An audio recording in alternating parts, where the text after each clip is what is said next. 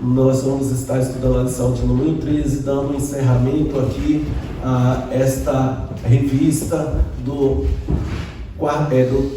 terceiro trimestre, onde o título da revista, da nossa aula é Resistindo às Sutilezas de Satanás. O texto áureo está escrito assim: sujeitai-vos, pois, a Deus, resisti ao diabo e ele fugirá de vós. Tiago, capítulo de número 4, versículo de número 7. A verdade prática nos diz: a submissão a Deus é a forma mais poderosa de resistir ao diabo. A leitura bíblica em classe, ela se encontra também no livro de Tiago, capítulo de número 4, do versículo 4 ao versículo de número 10. Hoje nós vamos estar encerrando essa revista e eu vou estar fazendo a leitura dos tópicos e fazendo alguma explicação. Esta lição ela é bem didática, é bem prática, Nós já estudamos a revista inteira e o tema, ela foi todos os temas que impactou as nossas vidas, nos trouxe a realidade para que nós entendamos como que o Senhor, Ele se preocupa com a tua igreja, se preocupa com as nossas vidas, com a nossa vida espiritual, e constantemente entendermos nesta revista, nós entendemos que o inimigo, ele usa de sutilezas para poder infiltrar dentro da igreja, infiltrar na vida espiritual do cristão, do crente, trazendo muitas das vezes dúvida, trazendo muitas das vezes situação que coloca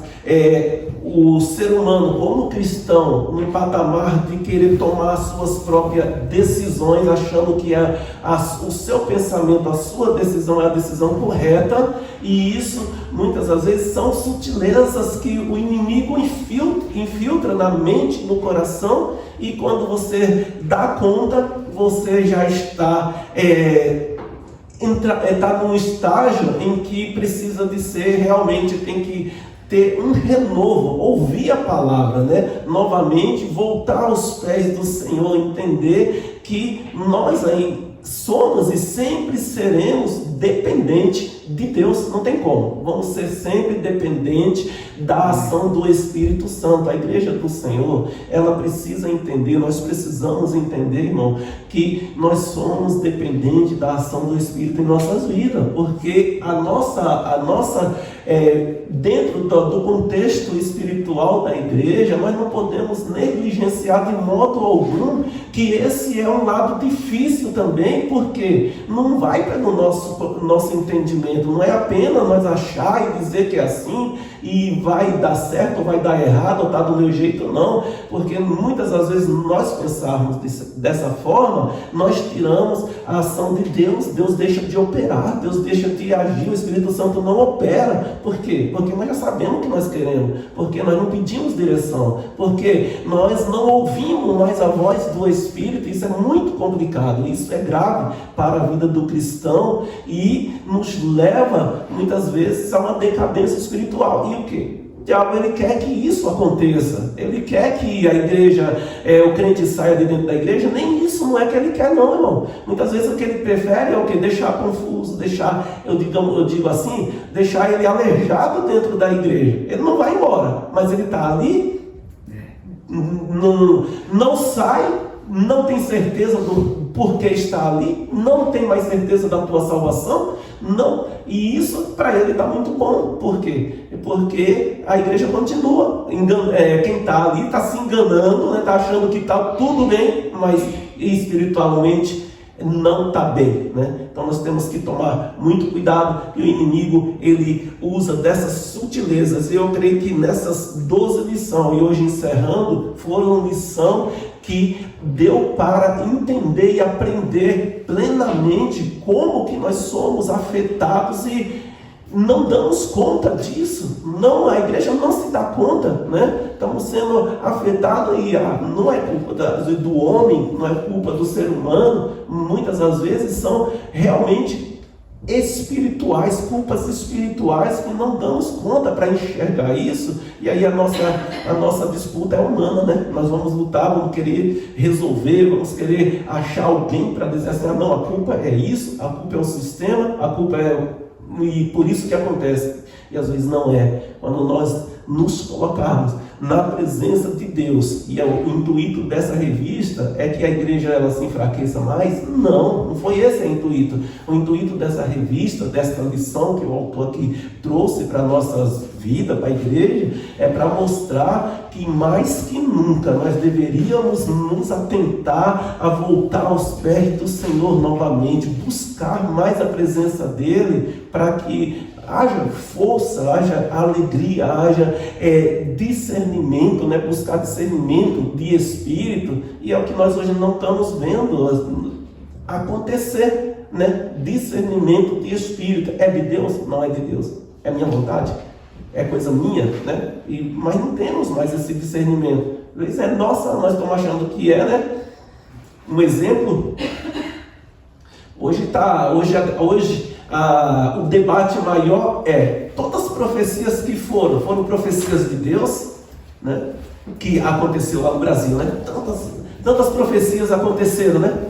Quanto a campanha eleitoral, né? E todo mundo ali, né? Deus está falando, Deus já disse, Deus vai falar, Deus já mostrou. E no final deu tudo contrário. Aí agora vem, né? É profecia humana, profecia da carne. Era Deus mesmo falando, a vontade de Deus está prevalecendo, e muitas vezes, irmão, hoje nós vamos responder o quê? Né? Os pastores renomados, digamos assim, homens de Deus, vistos como homens de Deus, né? Que foram, né, instrumento para poder colocar a cara a tapa, dizendo, não, Deus está falando isso, mulher, e depois não aconteceu, e agora tem que ouvir as retaliações, né? Então nós temos que ter cuidado. Eu costumo dizer, irmãos, que nós estamos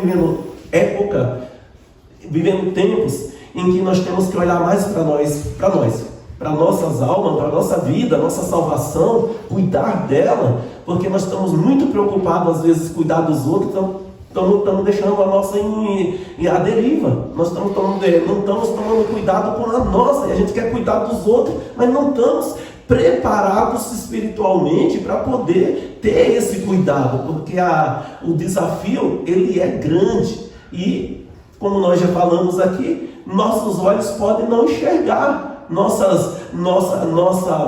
vai estar diante da nossa face assim, como que vai acontecer, como que deveria ter acontecido. Por quê? Porque é espiritual. E aonde está? Eu estou bem espiritual, né? Como que está a minha vida espiritual? Estou buscando, né, a presença de Deus de forma... Ontem eu coloquei um tema aqui na pregação, né? Que se eu estou agradando a Deus, como que está a minha forma de agir diante de Deus? Eu estou agradando ao Senhor com isso? É uma forma assim, eu penso muito nisso. Será que eu estou agradando? Né? Será que eu quero agradar mais o homem e estou desagradando a vontade de Deus? Então a gente tem que parar isso. Mais o que? Quem que lança muitas das vezes? O inimigo, né? Ele lança essa sutileza. É o que nós aprendemos aqui. Vamos lá?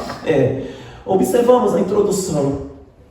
Assim, observamos em lições anteriores como a igreja genuinamente evangélica está sob ataque do inimigo. Por meio de várias sutilezas, o diabo tem procurado de todas as formas desviar a igreja do seu propósito e missão para a qual foi formada. Infelizmente, o que se observa em muitos círculos ditos cristãos é um evangelho diluído em que há pouca ou quase nada da essência cristã. Em vez disso, há muita mistura. Nesta lição, veremos como a igreja pode resistir às sutilezas de Satanás, e para isso, veremos que a igreja só será vitoriosa na guerra contra o adversário se centralizar a vida dos seus membros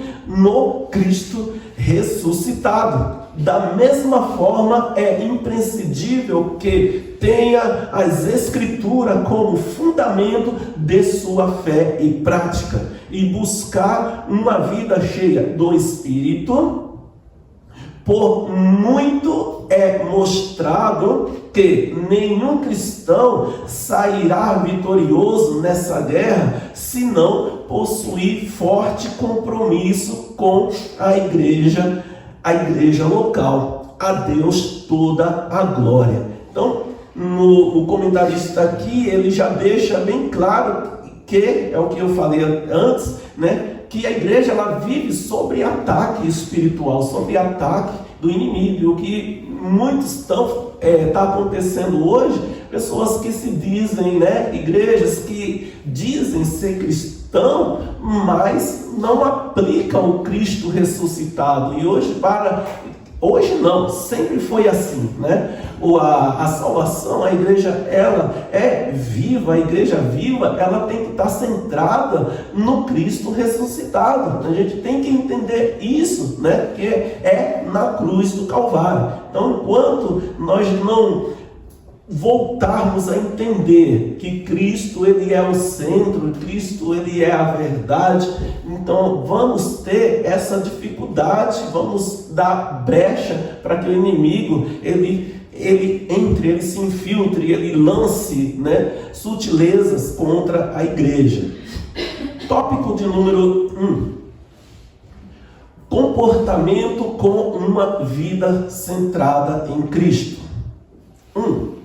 Cristo, o Salvador. Escrevendo à igreja de Corinto, o apóstolo Paulo diz: porque nada me propus saber entre vós, senão a Jesus Cristo. Em 1 Coríntios, capítulo de número 2, versículo 2. Cristo era o centro da mensagem de Paulo. Da mesma forma, Pedro disse: em nenhum outro há salvação.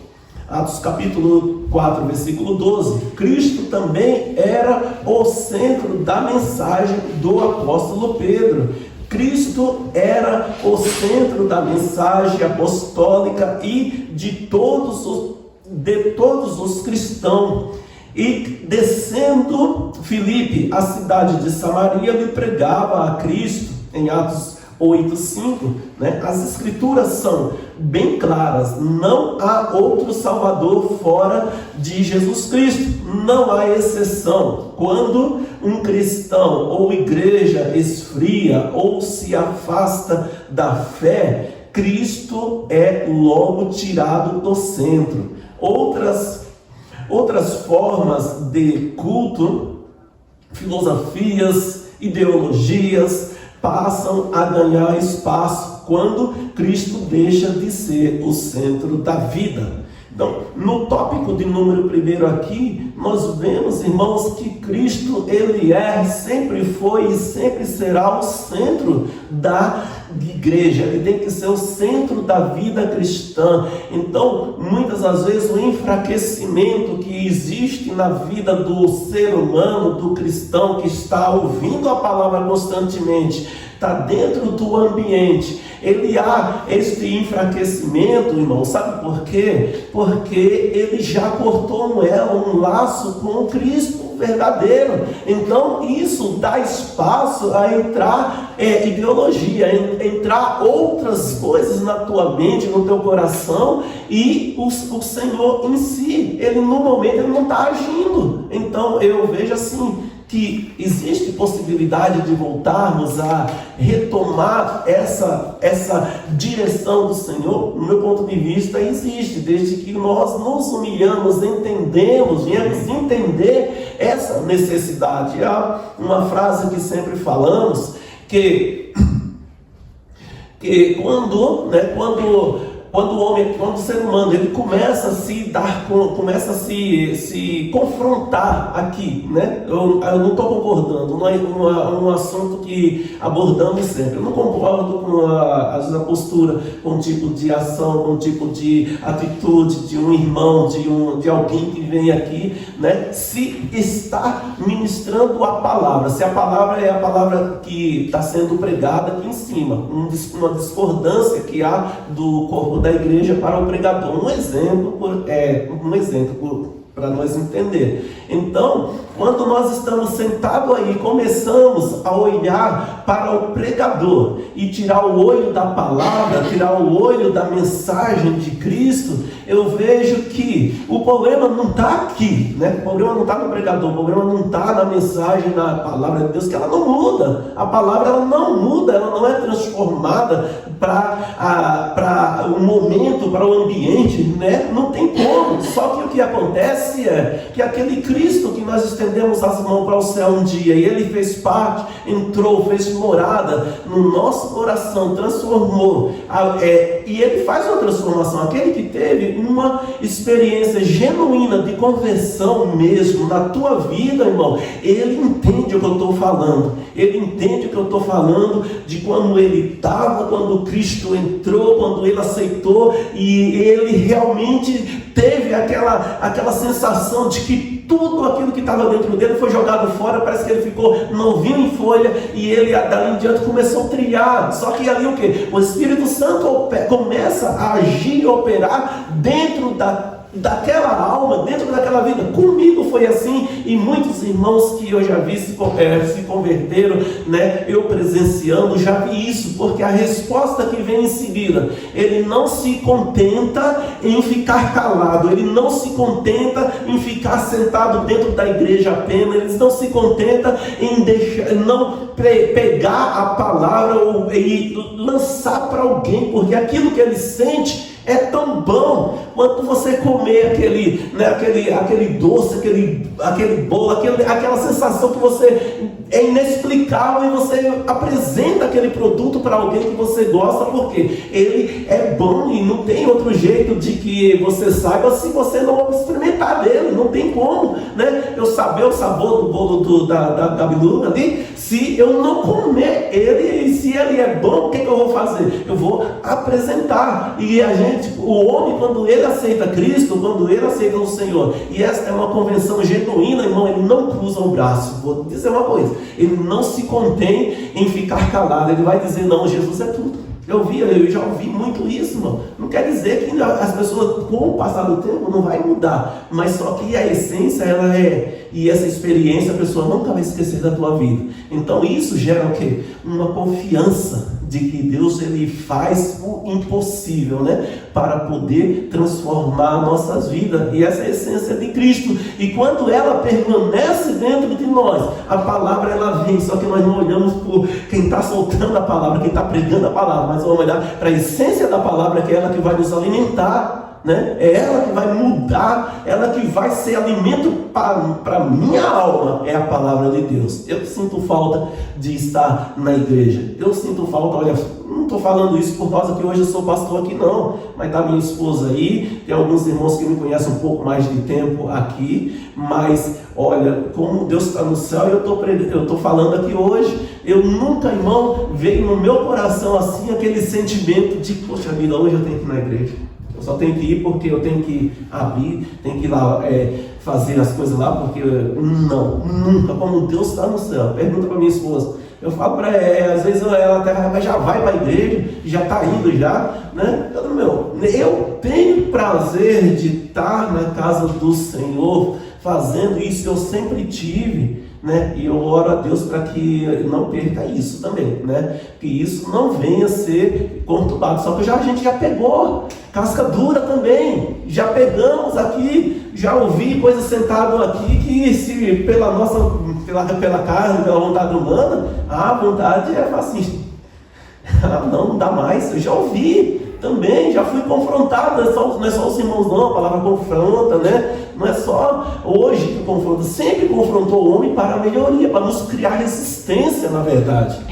Deus, ele sempre quis, irmão, e quer criar uma igreja forte, um crente forte. Então, outras coisas que acontecem, por isso que a palavra do Senhor diz, né? Então, buscai primeiro o reino de Deus e a sua justiça, e todas essas coisas vos serão acrescentadas. Então, tem muitas outras coisas fora daqui, irmãos, que só vai acontecer com alegria, com paz, quando nós estivermos integrados na palavra, na justiça do Senhor, no amor dele, entender que independente, né? Independente de eu poder estar lá ou não estar lá, mas a essência de Cristo é a mesma. Em Cristo Jesus a gente não pode achar que somos diferente, inferior, superior, não, porque somos um em Cristo. Vamos para o subtópico de número 2, que diz assim: o Senhor. Se por um lado a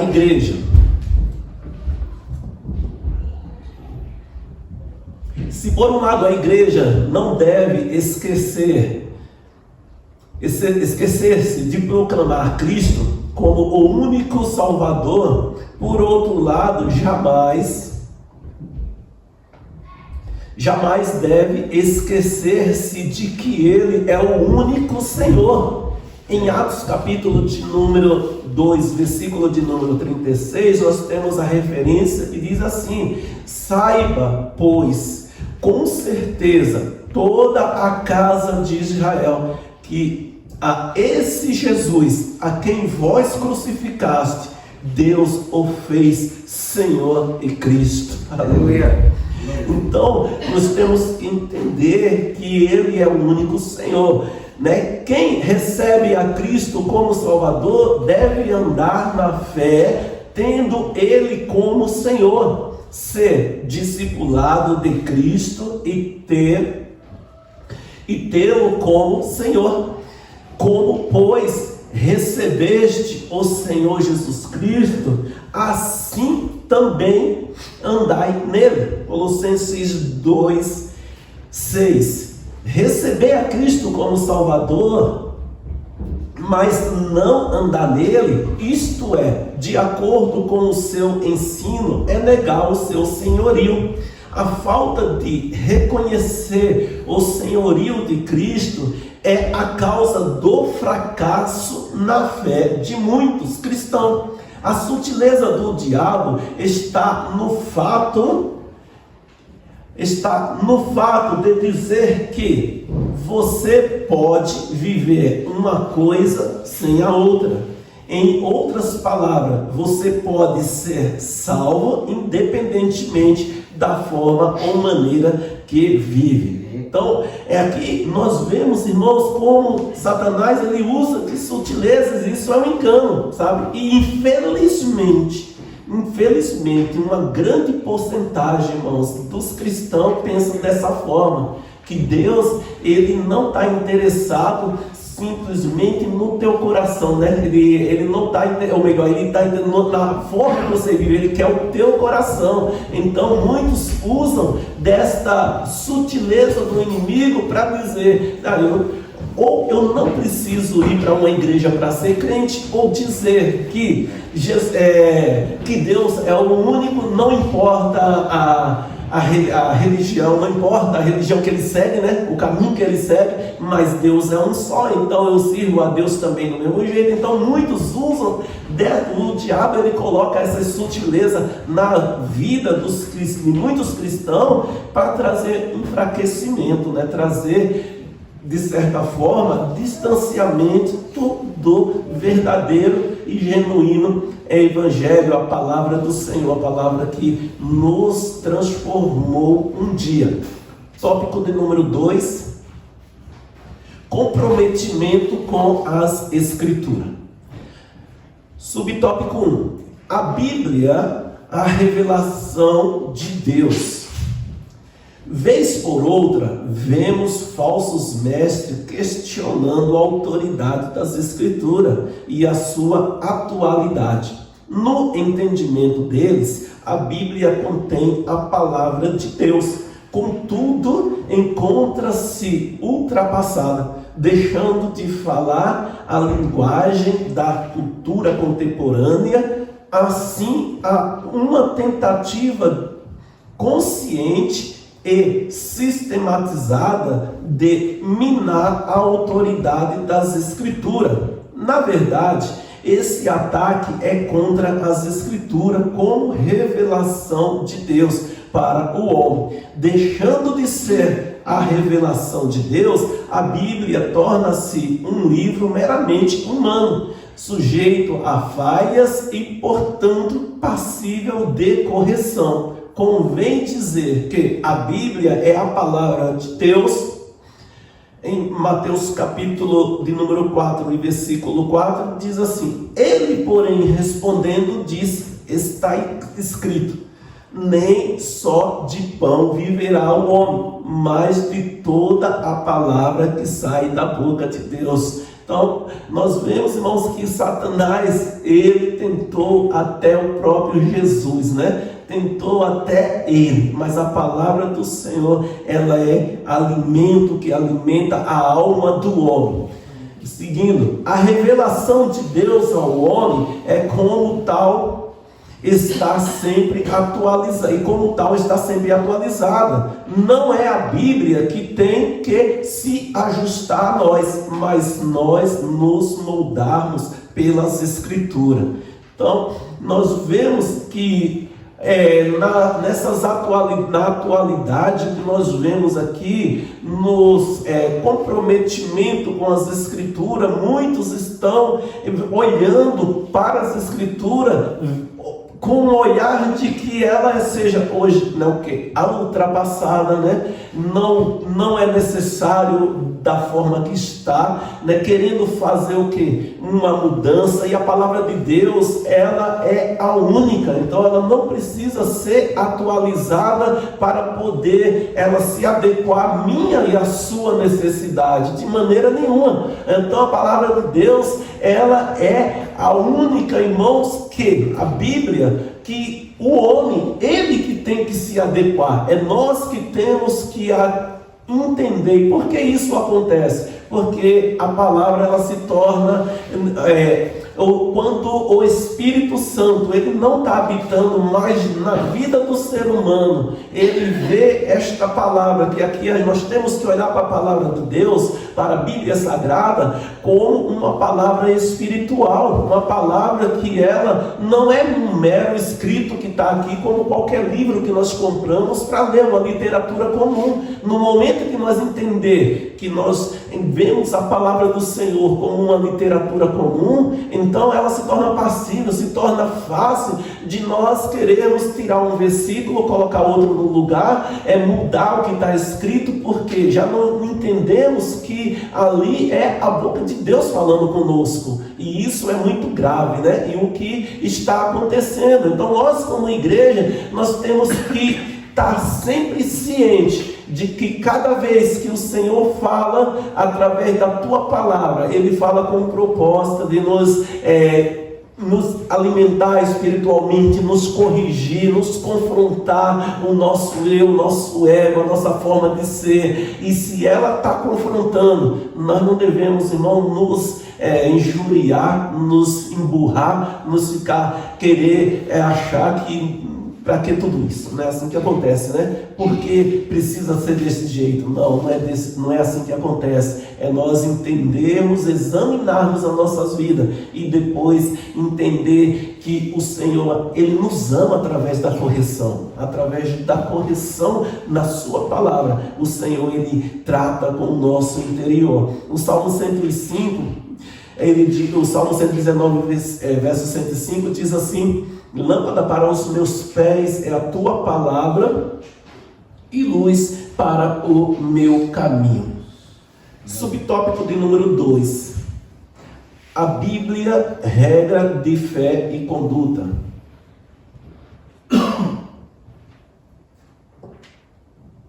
Quando a Bíblia deixa de ser a revelação de Deus para nós, então ela também deixa de ser a nossa regra de conduta e fé. Uma igreja genuinamente evangélica precisa se conscientizar de que as Escrituras são fonte dos valores éticos, morais e espirituais que devem nortear a vida do cristão.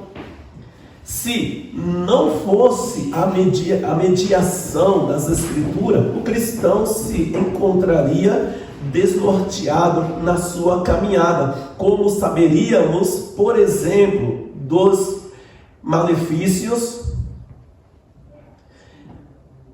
da idolatria, se as Sagradas Escrituras não nos orientasse sobre eles. 1 Coríntios, capítulo de número capítulo de número 10, o versículo 19 até o versículo 21, ele vai falar assim, ó: mas que digo? Que o ídolo é alguma coisa. Que ídolo é alguma coisa? Ou que o sacrifício ao ídolo é alguma coisa? Antes digo que coisas que os gentios sacrificavam, sacrificam aos demônios e aos deuses. E não quero que sejais participantes com os demônios. Não podeis beber o cálice do Senhor e o cálice dos demônios. Não podeis ser participante da mesa do Senhor e da mesa dos demônios. Então o apóstolo Paulo está trazendo uma exortação, um ensinamento, mostrando que não tem como nós sermos cristãos de hipótese alguma e querer servir de certa forma a dois senhores, né? Ao mesmo tempo que você está dentro da igreja, um lugar muito bom e agradável, você está lá no mundo, você está servindo, está bebendo, está fumando, está prostituindo, está fazendo tudo que o mundo oferece como prazer para a carne, e depois, né, por algumas questões de minutos, estamos aqui adorando dentro da casa do Senhor, estamos aqui dizendo que Deus é amor, que somos, então temos que tomar muito cuidado para que nós não venhamos, irmãos, estar fazendo aquilo que o Senhor, que desagrada o coração de Deus, e desagrada porque o Espírito Santo não habita nisso, né? Nós vemos Salmo 1 fala bem claro, quando ele diz ali que o homem bem-aventurado, aquele que não anda segundo os conselhos dos ímpios, nem se detém no caminho dos pecadores. Então ele fala plenamente que este homem aí que ele medita na palavra do Senhor, na sua lei, de dia e de noite. Então quando nós damos espaço, quando nós nos alimentamos da palavra do Senhor de dia e de noite, nós não temos, irmãos, espaço vazio para podermos darmos brecha, para poder o inimigo ele querer vir e fazer morada, né? Usar nossas vidas, nossos corpos como instrumento para o pecado, para a perdição.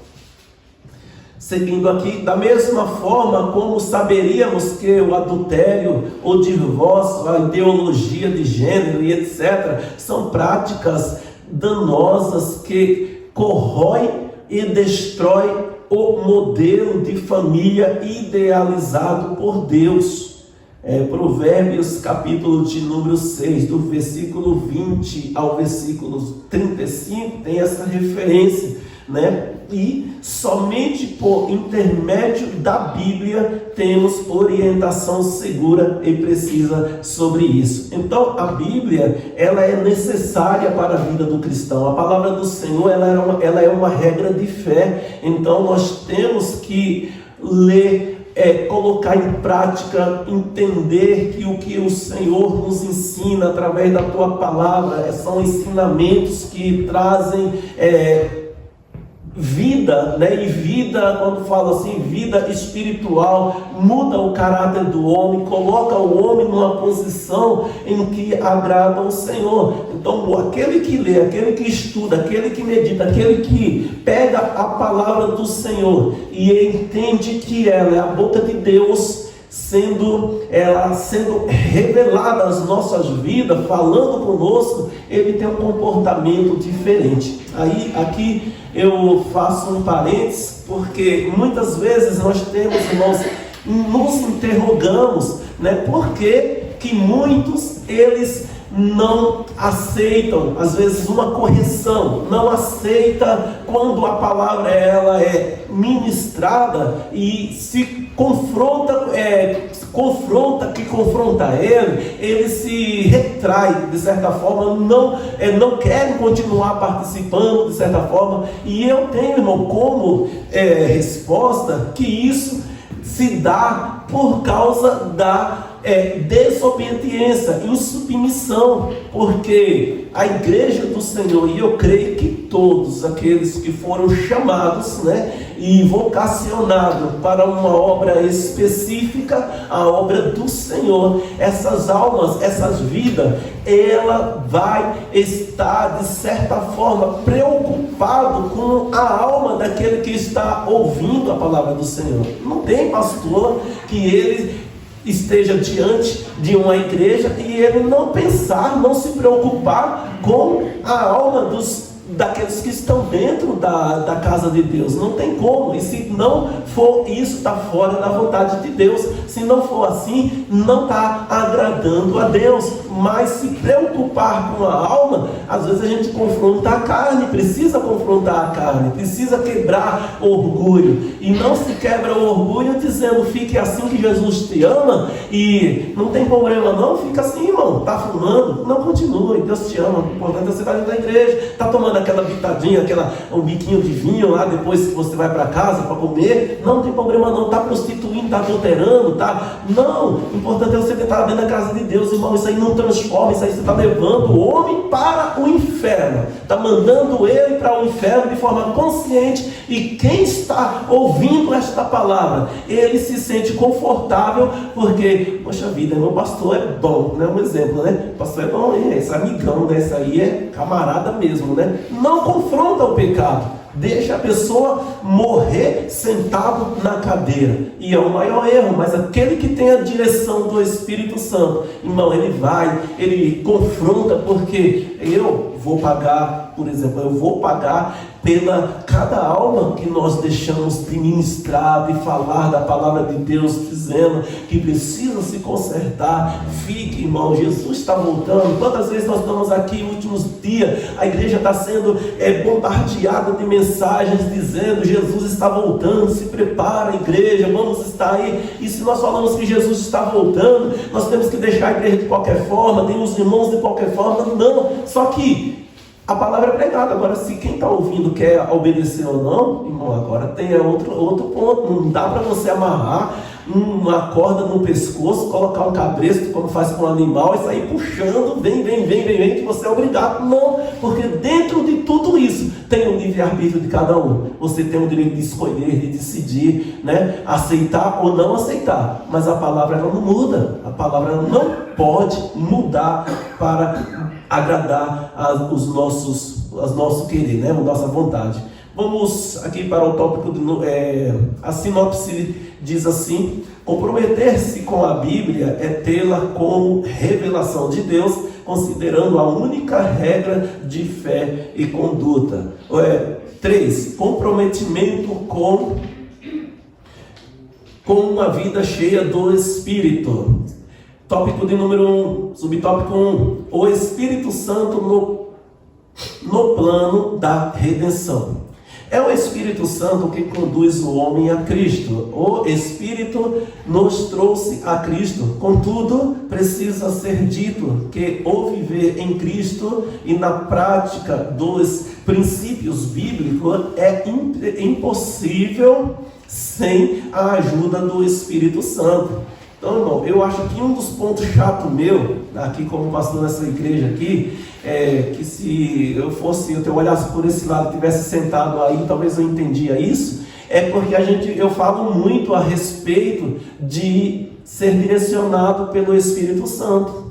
Eu fico falando e enchendo as paciências dos irmãos que tem que orar e que tem que estar consagrando e que precisa disso. Só que, por que nós vemos um gato pingado aí que escuta e vem, faz isso, e a maioria não? Porque não é fácil, não. Porque isso é um caminho que nós sabemos que é difícil de seguir. E para você obedecer esta palavra, é preciso ser direcionado pelo Espírito Santo. Não tem outro jeito. Agora, como que eu vou ter intimidade com o Espírito Santo? Eu sentado, comendo, barriga cheia, assistindo televisão, vendo lá 150 rios lá, fico 1 hora lá assistindo o YouTube e não tenho 10 minutos, 15 minutos de de oração e depois chega aqui vai ter a presença de Deus, depois vai cair fogo do céu, Deus vai abençoar a pregação. Não abençoa, irmão, mas se a igreja ela ouvisse a voz do Senhor, ouvisse a palavra do Senhor e obedecesse como Deus está no céu.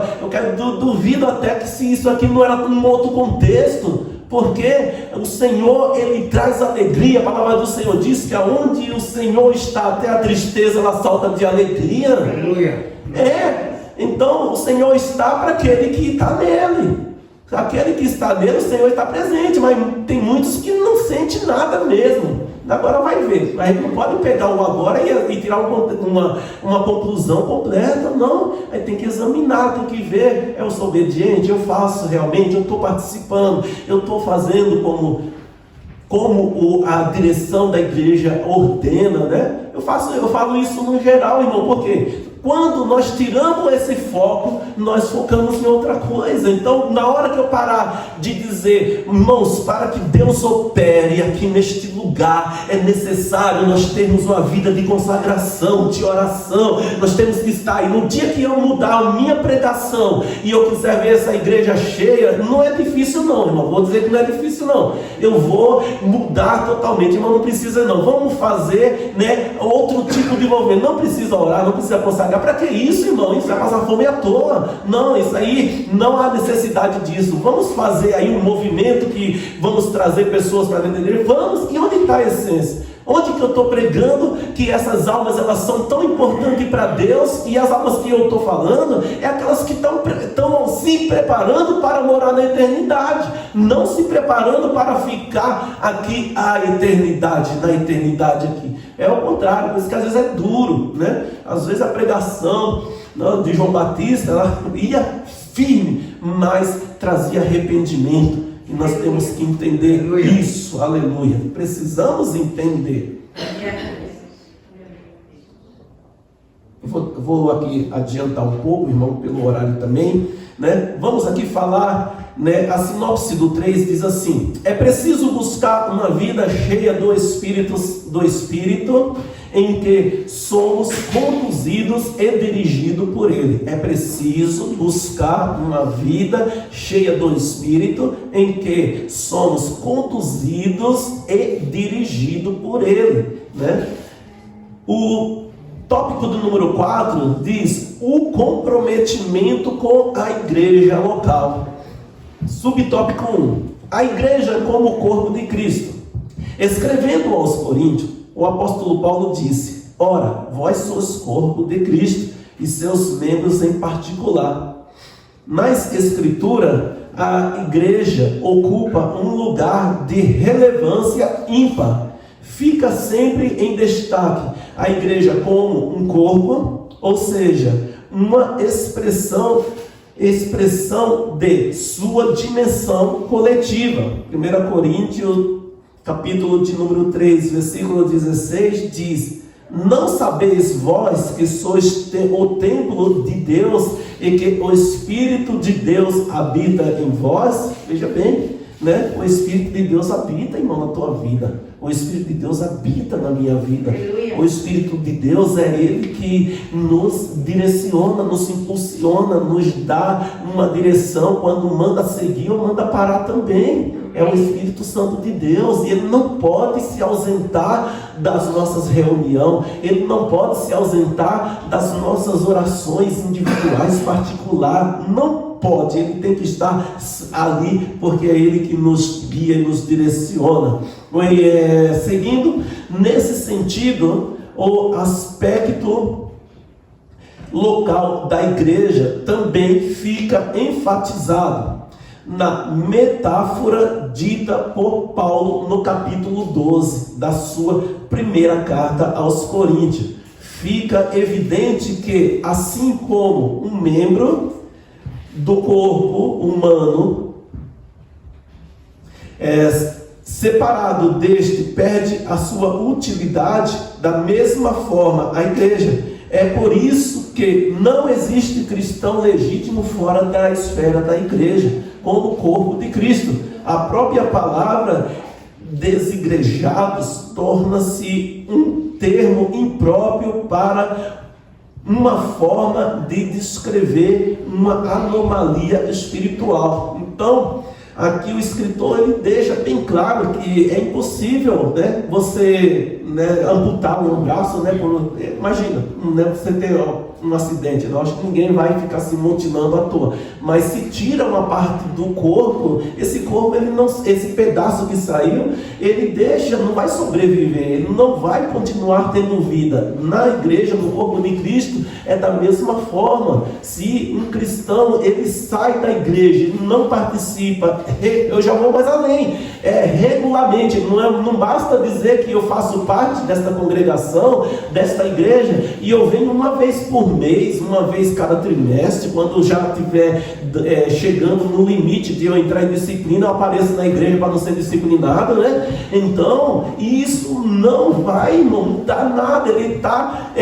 em deficiência, está necrosando, sua vida espiritual está morta, não existe vida espiritual. Quando isso acontece, eu vejo, tem irmãos que infelizmente só culto de ceia aparece. Eu fico preocupado porque nós como pastor não tem como nem sequer falar de uma alma que só aparece eu não posso dar testemunho de uma pessoa que você não convive, que não participa, que não sabe da sua conduta, vem somente entra, a gente não vamos fechar a porta, porém está em deficiência, está em um estado de podrificação espiritual, está mais morto do que vivo. Isso é muito sério. Então nós temos que tomar muito cuidado, nós temos que estar constantemente ouvindo a palavra de Deus. Eu acho por mim assim que o nosso tempo é muito pequeno na casa de Deus, né? O nosso tempo dentro da igreja não é tanto, irmão. A gente passa 12 horas, né? 8 horas ou 12 horas lá no Cajá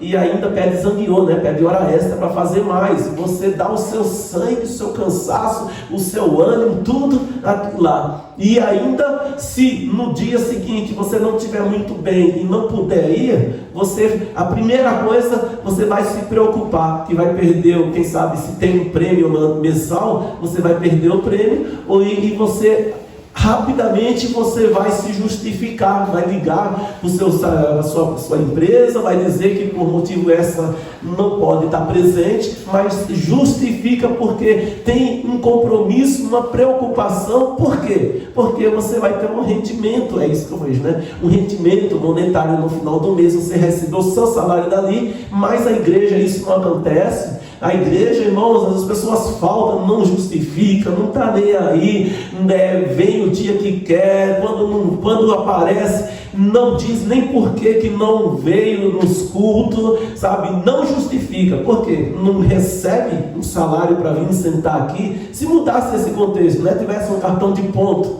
né? Que esse ponto, cada vez você ganhava lá um pontinho lá para você fazer compra lá no Elcio, lá no mercado da Cultura, né? Ali no mercado aqui, ó, no Donk, né? Ganhasse o cartãozinho de ponto, irmão.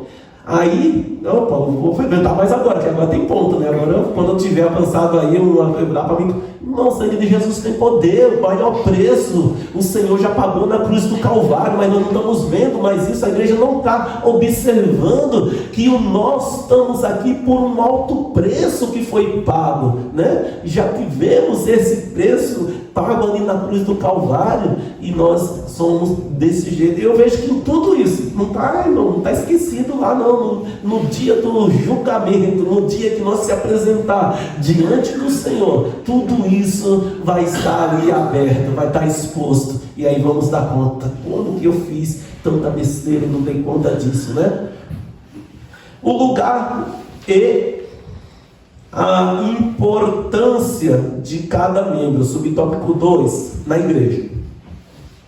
A palavra igreja jamais deve significar templo.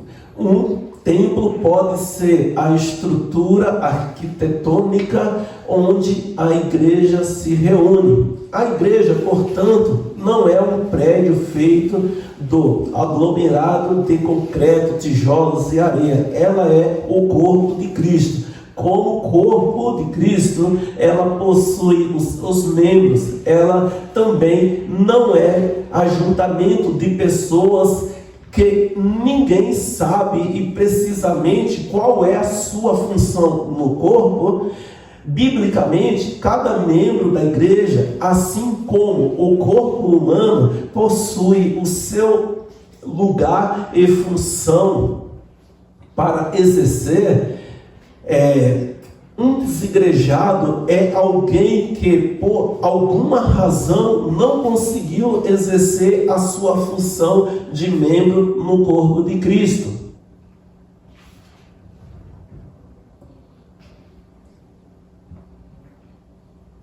Então, aqui nós vemos, irmãos, para encerrar, aqui,